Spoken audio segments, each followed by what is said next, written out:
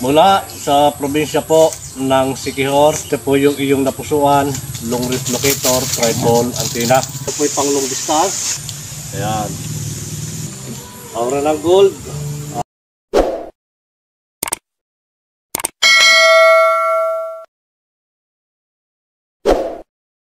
Mula sa probinsya po ng Siquijor, ito po yung iyong napusuan, long range locator, tripod, antenna. At muli po katiits, dito mo po siya babalahan kung ano po yung ating babala, yun pong hahanapin ng ating pong tripod antenna. 18 carats na hikaw na siya kung naman pong gagamitin pambala sa ating tripod antenna. Ito po yung yan, ito po yung 18 karat na necklace na aking ilolocate gamit po ang tripod antenna, at may bala po siyang 18 karat na hikaw. At muli po katiid, kung ano po yung ating binabala, yun po ilulukit ng ating tripod antenna. At pag hindi naman po siya binalahan, volume po ng tubig ang ilulukit po ng ating tripod antenna. At ito katiid, ito po yung ating necklace na 18 karat. Yan. At ganoon na rin katiid, ulit ko pa rin itong pinuulit na napakahalaga po na ang antenna natin ay kailangan ipahid natin sa lupa.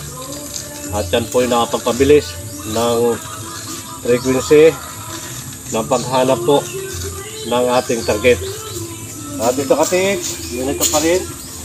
Magkaroon lang po ng konting lupa itong dulo ng antenna. At ito po ay mabilis niya may tuturo yung atin pong hinahanap. Muli po katiits, sa pagtaas pa rin po ng ating long range locator tripod antenna mula po sa baba, yan.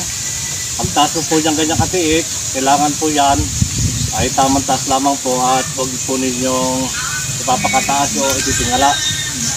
Pagtaas po katiits nyan, mula sa baba, ayan.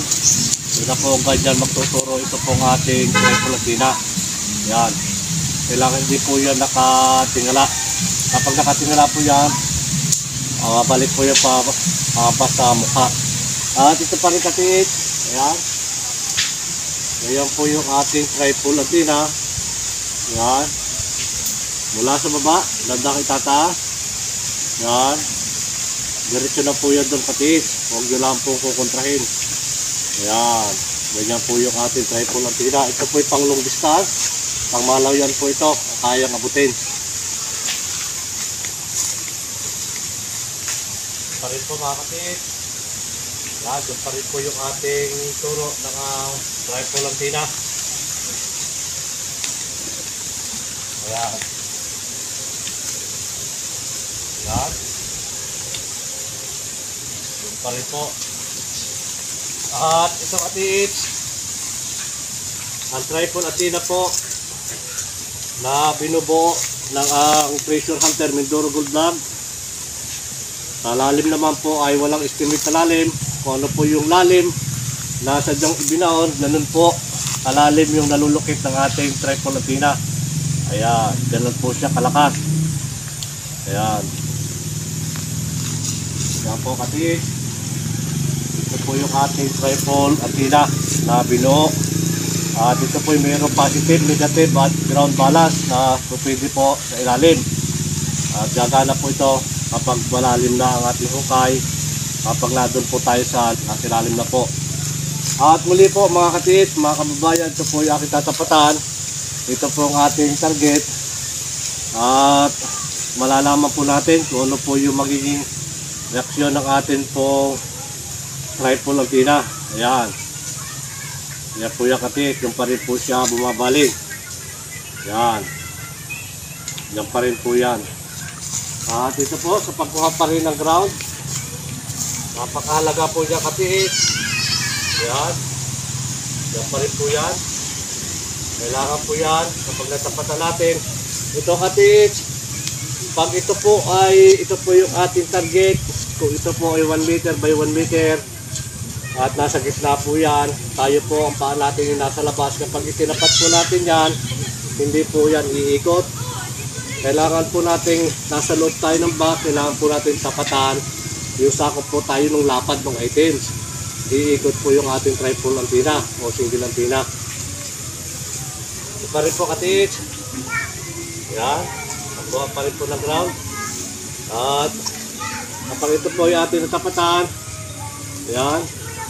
Ito po yung reaksyon agad ng ating full triple antenna. Ayan. Na bumubuo pa rin po siya ng frequency. Ito katits. At kapag nabuo na po niya yung frequency, yung tamang frequency po ng long-range locator triple antenna, saka po yan o tayo na bibilis kapag nabuo na po niya yung frequency ng ating pong locator. Yan, frequency po ng gold. Aura ng gold ang inaamoy po ng antenna ng ating pong triple antenna. Ito po katits, ito po yung pinusuan ng ating isang katits mula po sa Sikihor long range locator triple antenna. Kaya katits, ang ikot po ng ating triple antenna. At sa pangalawang pagkakataon pa rin po mga katits, ito pa rin. Ayan, yan pa rin po yan. Ito pa rin po siya ang tuturo. Ayan, ito pa rin.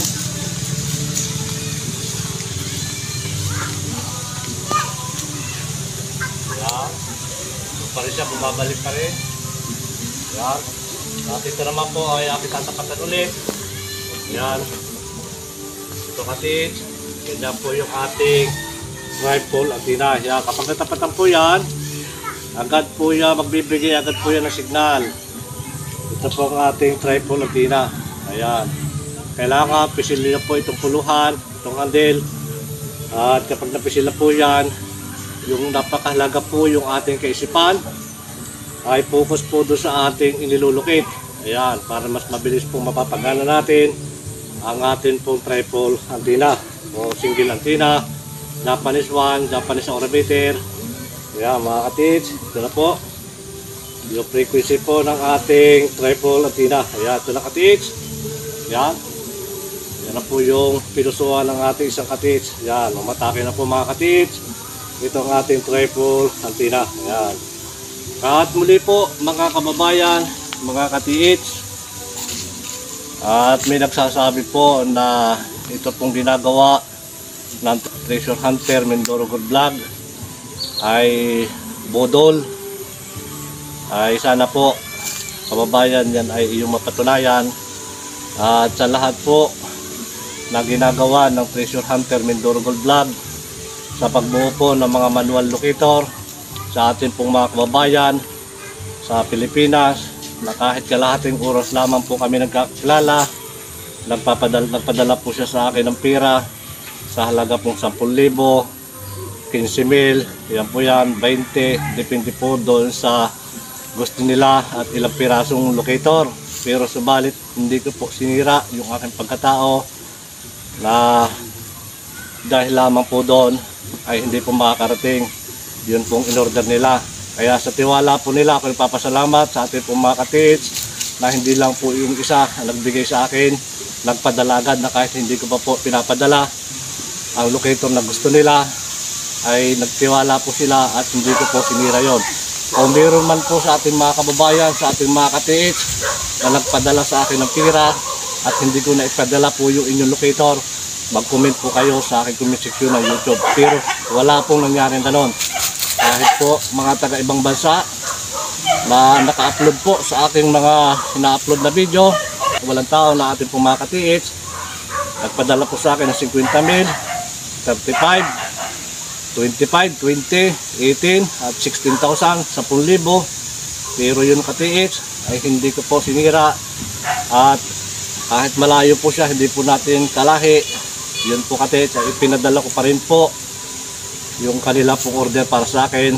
Pero yan katiits, bago ko ipadala para sa ibang bansa, ay pinadala po muna nila sa akin yung pira at bago ko po ipadala yung pero subalit katiits, hindi ko po sinira yung aking apelyido o ano man po mababasa nyo doon sa akin pong Facebook account na ng mga nakapost. At ganoon na rin po, ako po ay taga Oriental Mindoro, bayan po ng Victoria. Barangay Duungan. Yan po, halos po maging mayor, maging vice mayor o lahat pong nanungkulan sa bayan ng Victoria ay kilala po yung aming apelyido. At yun na rin po mga katiits, yung aking father, yun po ay higit po ng 20 years naging kapitan po ng barangay na ito, na akin pong tinitirhan. Pero dahil po doon sa apelyido, yung Katiits Bupil po na nasa Facebook ko, kahit kailanman po mga katiits ay hindi ko sisirain yung apelyido po, dala-dala ko po galing sa aking magulang. Kaya ano man po yung mga sinasabi yung model at hindi makakarating, ako po yung nananawagan sa lahat po. Kung sino man ang nagpadala sa akin ng pera ay hindi ko na ipadaling gamit, malaya po kayo mag-comment at magpatotoo. Pero papasalamat din po sa tiwala ng ating mga kababayan, saan man kayo naroon, kahit nagpadala kayo ng pera sa akin, wala po akong minudog sa inyo. Anumang oras, sinabi ko po sa inyo na bukas papadala ko po yung inyong order. At ganoon na rin po mga katiits, mga kababayan, maraming salamat pong muli sa lahat. At ang apelyido ko po ay Bupil na nasa Facebook, at lahat po ng nakasulat at ang lahat po ng mga resibo na hindi na galing po sa LBC ay pinupost ko po doon sa aking Facebook account, Katiits Bupil. Yan po mga katiits. Kaya pinili ko na ang LBC po ang aking pinagpapadalhan. Hindi po sila papayag ng box po ay buo na re-resibuhan na nila. Yan po katiits, ay sila po yung maglalagay sa box at kita nila mismo sa personal na sila po yung mismo yung maglalagay sa box ng items, at sisigurado po sila na makakarating po yung tama po yung order. At mga katiits, saan man po kayo naroon, tama po yung address na binigay nyo, makakarating po yung inyong order mga katiits. Muli po, maraming salamat. Sana po kababayan ay kaya mong patunayan yan pong sinasabi mo na budol na hindi po nakakarating ng aking gamit.